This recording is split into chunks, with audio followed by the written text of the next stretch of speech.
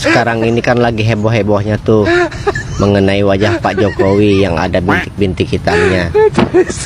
Kalau menurut saya, yang salah itu Pak Jokowinya sendiri dan Mas Gibran. Kenapa saya berbicara seperti ini? Karena ketika Mas Gibran ini membagi-bagikan skincare, kenapa Pak Jokowi tidak meminta? Dan kesalahan Mas Gibran adalah dia lebih mengutamakan membagikan skincare kepada orang lain daripada kepada bapaknya sendiri. Saya cuma mau berkomentar mengenai bentuk wajah fisik yang sekarang, penampakan Pak Jokowi ini seperti apa dan bagaimana. Pak, kita sama-sama orang Jawa, wong desa ya Pak ya. Nek saya boleh berbicara, kenapa wajah Anda ini koplo-koplo, bengkak-bengkak? Itu yang pertama. Dan ini bukan soal alergi biasa loh Pak. Nek alergi biasa mbok yo ndango ngombe obat. Aku bae uang sing gampang banget alergi Pak. Mau itu alergi dingin, mau itu alergi obat, mau itu alergi makan udang, makan kepiting. Saya Pak, sing sensitif banget apa neng nggon muka Pak. Tapi alhamdulillah, yo nek wis ngombe obat, turu wis mari Pak, bentol-bentol ora kaya wajahe jenengan ngene iki. Nek saya melihat ya Pak ya, saya melihat dan saya berpendapat, yo nyuwun sewu rasa nesu, iki berpendapat kok, terutama pemujanya rasa mencak-mencak. Nih Pak, kalau saya berpendapat jenengan itu bukan alergi biasa, tapi lebih mengarah ke vitiligo. Ya belum nampak sih, belum, dan saya pun juga tidak berani mengejas kalau itu positif vitiligo enggak, cuman mengarah. Itu pendapat saya, aku ya duduk dokter, aku ya duduk dukun, aku duduk mantri, cuman melihat fisik Anda, itu saja.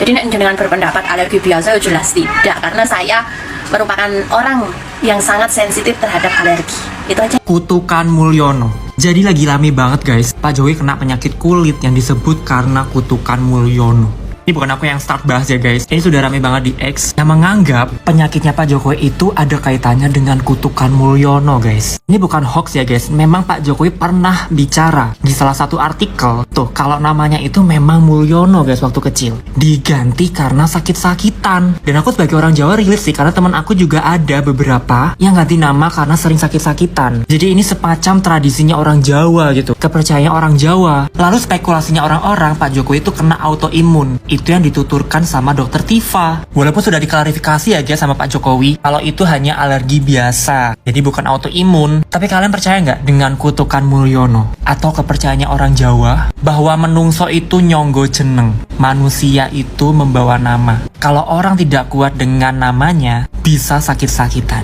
Itu kepercayaannya orang Jawa. Kalian percaya nggak? Bayangkan semua yang dituduh dipaksa untuk menunjukkan ijazahnya. Siapapun ini bisa terjadi kepada siapapun, pada kepala daerah manapun, pada anggota DPR manapun, pada masyarakat sipil manapun. Bayangkan kalau itu terjadi, kan negara ini chaos. Makanya itu kan semua banyak sekali asas-asas yang ada. Negara ini adalah negara hukum. Siapa yang mendalilkan, dia harus membuktikan. Nah itu kan salah satu asas-asas yang harus diperhatikan dalam hukum. Nah kemudian yang kedua, nah ini juga mungkin saya belum pernah sampaikan mengenai perlihatkan saja. Kemarin itu mungkin 2-3 minggu lalu saya juga sempat menanyakan di acara suatu televisi, emang kalau saya tunjukkan ini, kami tunjukkan ini kepada salah satu pihak dari mereka, apakah akan selesai? Dan mereka di situ juga menyampaikan, ya tunjukkan saja, ya kalau itu asli selesai. Loh, kok kalau itu asli? Berarti kan kalau ditunjukkan tidak selesai. Kalau ditunjukkan mereka akan mencoba meneliti lagi. Kita lihat penampilan Jokowi terakhir pada waktu tanya jawab dengan wartawan. Lihat wajah Jokowi saat ini. Saya akan membahas dari sisi keilmuan ya, bukan dari politik. Terlepas dari kesalahan Jokowi, yaitu melakukan utang gelap Cina sebesar 8.000 triliun atau 500 miliar dolar. Itu adalah skandal yang luar biasa besar. Sehingga Pak Jokowi itu dalam waktu seminggu terlihat sangat tua, sangat lemes, dan seperti sakit keras. Bagaimana kisah Jokowi ini yang selama 10 tahun dia segar bugar, sekarang jadi loyo, jadi lemas, jadi sakit keras. Ini menunjukkan kecerobohan pejabat di Indonesia. Jadi kebiasaan pejabat di Indonesia itu melakukan eksperimen. Ketika SBY itu melakukan terapi di SA, seluruh pejabat itu ikut di SA. Oke, Dr. Terawan itu ahli yang sangat mumpuni ya. Dia memang ahli radiologi ya, dia memang direktur RSPAD ya. Jadi sehingga di SA itu ya lancar-lancar saja. Tapi Dr. Terawan itu dipecat oleh ID. Artinya apa? Artinya itu eksperimental. Bagaimana dengan presiden-presiden kita yang terakhir itu? Jokowi 10 tahun nggak pernah cuti, nggak pernah istirahat, nggak pernah off, nggak pernah liburan. Dia datang dari Sorong besok ke Aceh, dari Aceh besok ke Sorong, dari Sorong besok ke Aceh. Itu perjalanan itu 7 jam. Langsung paginya langsung kerja.